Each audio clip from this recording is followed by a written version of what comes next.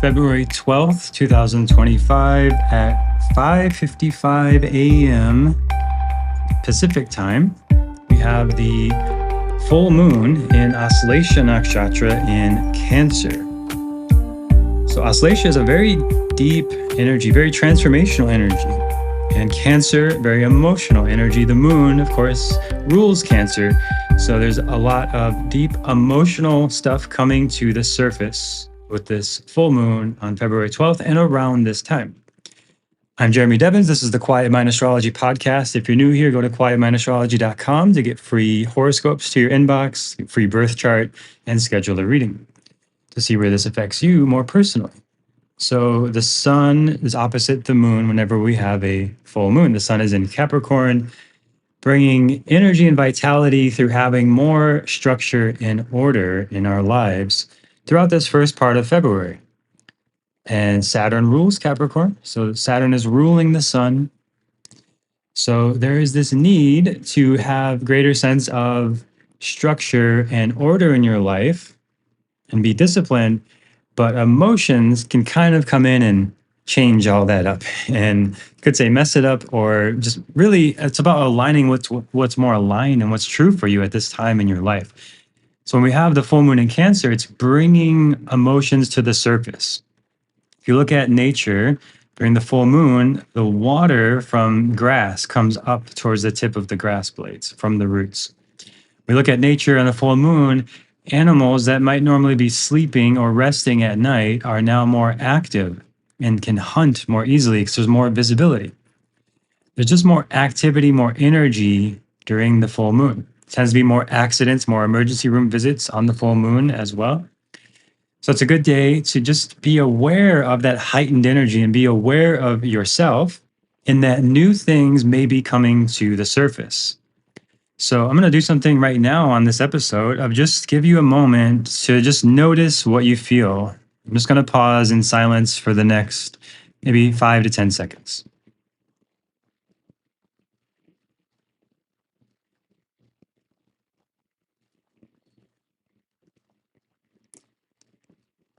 So is there anything you're present to in silence?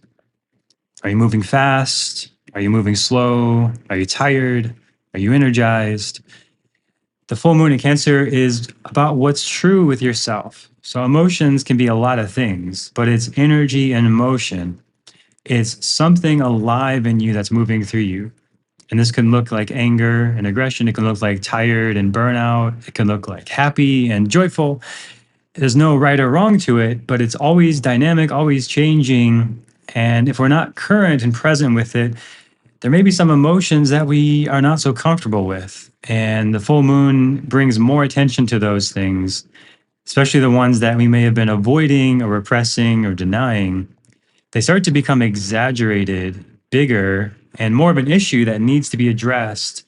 And ideally, we can address these things when they're small and simple. Like you have just a little feeling, somebody, like maybe your spouse says something and it doesn't feel quite connected, and you feel maybe hurt or a little upset.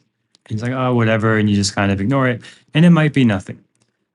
But the full moon is the time where you might start to realize, actually, that was something. Actually, that's still kind of sitting weirdly in your body and feels like you need to talk about it. So this would be a good time to address it, but first address it in yourself, because how we interact and treat others is really just a reflection of how we treat ourselves. So if we're kind, compassionate, curious, understanding, empathetic with ourselves, it's easier to be kind, curious, compassionate, understanding, and empathetic with others. And a great way to do that for yourself is to have some sort of sadhana or morning practice. This could involve meditation, yoga, journaling, whatever really helps you feel like centered, clear in yourself, quiets the mind a little bit. Like sitting in meditation and stillness, you might notice your mind is very loud and active. But if you sit long enough, eventually it may get quieter. And if not, then if you do yoga first, then meditate, you may find your mind is a bit quieter. And if not, maybe you do yoga and pranayama and then meditate, and then you might find that your mind is a bit quieter.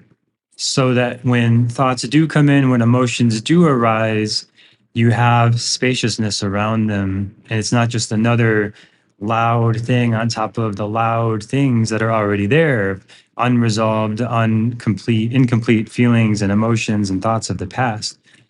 So it's important to have a practice to check in daily, I recommend. And it can be very simple and short, like 5 minutes of sitting in stillness is better than nothing.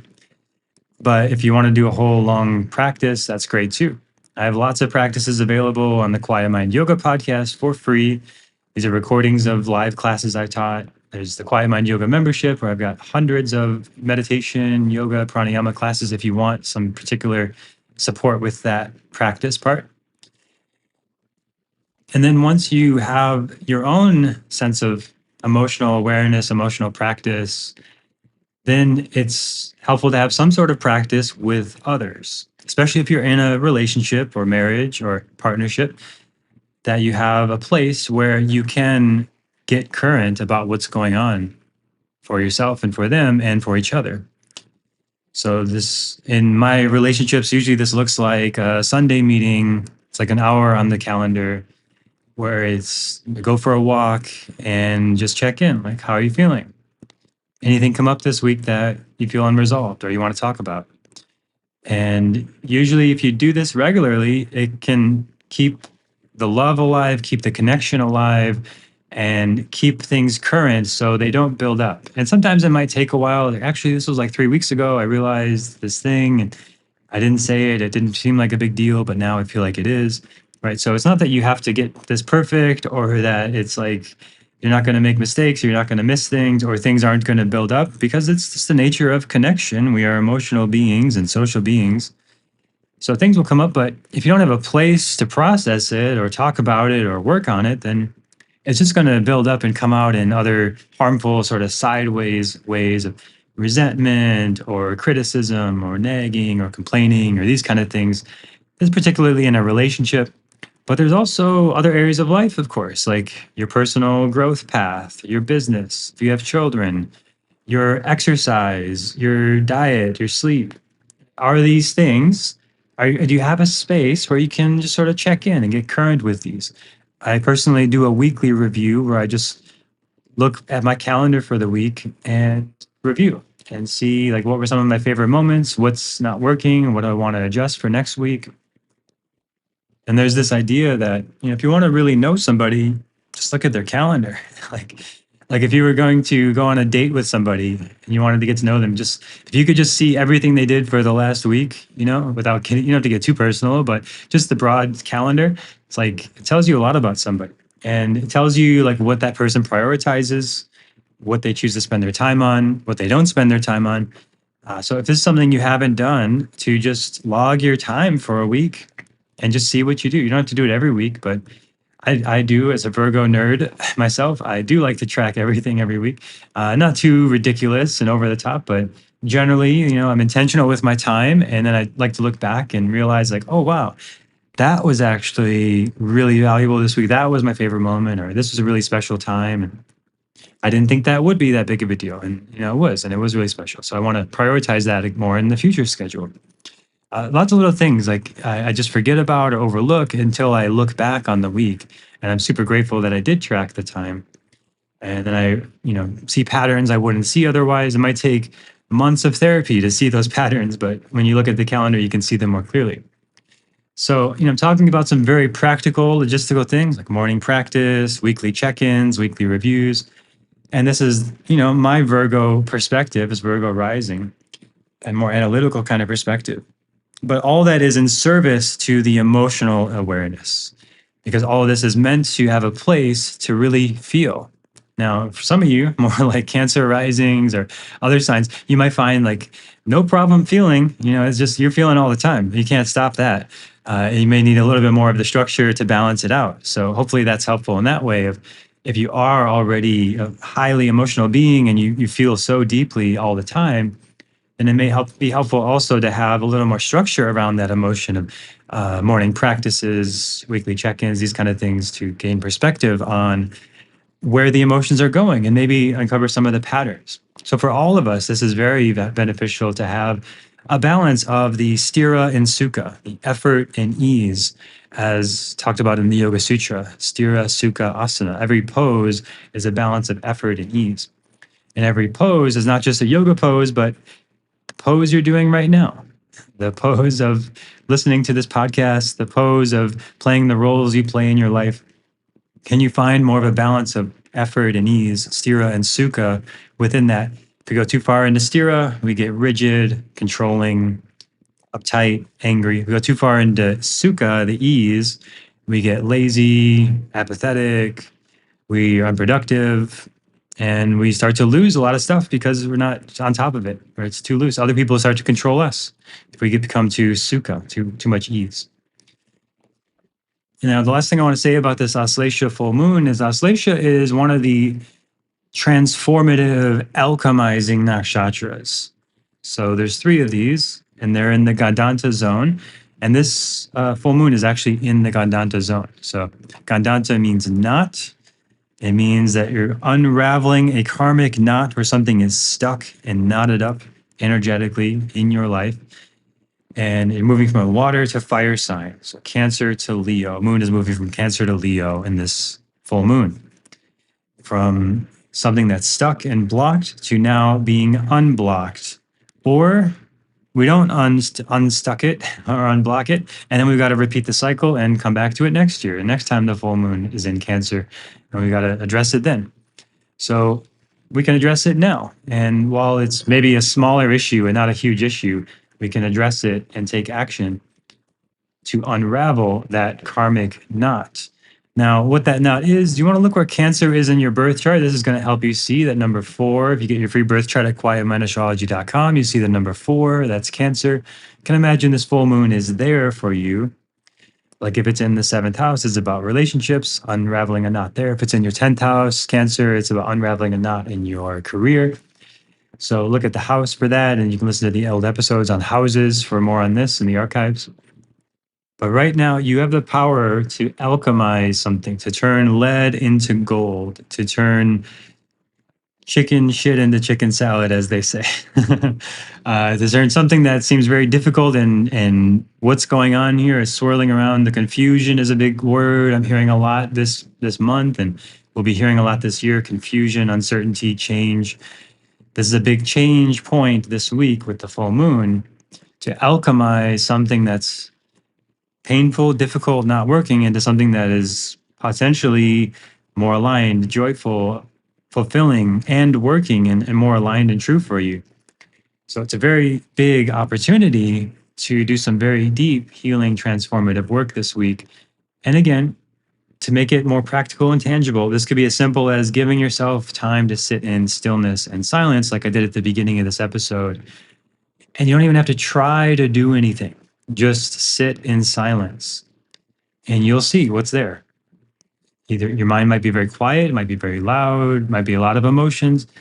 Like, don't try to control it. You don't even need to try to do anything, but just giving yourself space to sit with it and to let the emotions arise and move is super valuable right now. Now, if you're wondering, the 3 transformative alchemyzing nakshatras, some of you might know, you can say it in your head if you know, but they are Aslesha, Jesta, and Revati. So these are the nakshatras that are in Gandanta points, moving from water to fire signs. And they are now alchemizing and changing and transforming energy. So people who have these in their chart tends to be very good healers, shamans, mystics, teachers, counselors, therapists, people who work in roles of helping transform things. Now, particularly around energy, emotions, and spiritual and personal growth is what I see the most in my clients. But it can also be in alchemizing and changing, transforming systems, processes, physical objects, things like this as well. So now if you sit with your emotions during this full moon, you may notice that emotions arise, emotions fade away. Anicca, impermanence. If you ever do a Vipassana retreat, they say this word anicca all the time. It's the nature of emotions, the nature of our human experience. Everything is changing and moving. So when we take action, Mars is retrograde right now in Gemini. When we take action, it's important to be aware of where that action is coming from. Is it from a reactive emotional place, or is it from a more still, centered, balanced place, a balance of effort and ease? If it becomes too emotional, we're more likely to lash out, cause harm, react, harm ourselves, make mistakes, do things that are foolish or that need to be redone as Mars is retrograde. When we're more emotional, we might need to redo a lot of actions from that emotional place and find a more balanced approach later on. So, to end this episode, I want to share one of my favorite quotes from one of my favorite books. The Tao Te Ching is translated by Stephen Mitchell. And it's all about this giving yourself a little bit of space and pause before acting around this full moon, which is heightening energy. It's bringing stuff to the surface. It can be a little intense. It's going to be transformational, alchemyzing. It's likely to lead to significant life changes leading into the eclipses coming up next month, which are big portals, and you go to a new phase of life in March. So we're on the cusp of that now, and the emotional realizations are coming to the surface this week. So the quote from the Tao Te Ching is, "Do you have the patience to wait until your mud settles and the water is clear?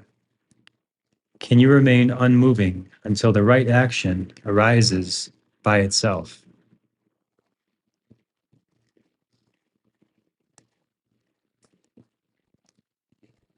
Thank you for listening today. Look forward to sharing more with you next time on the Quiet Mind Astrology Podcast.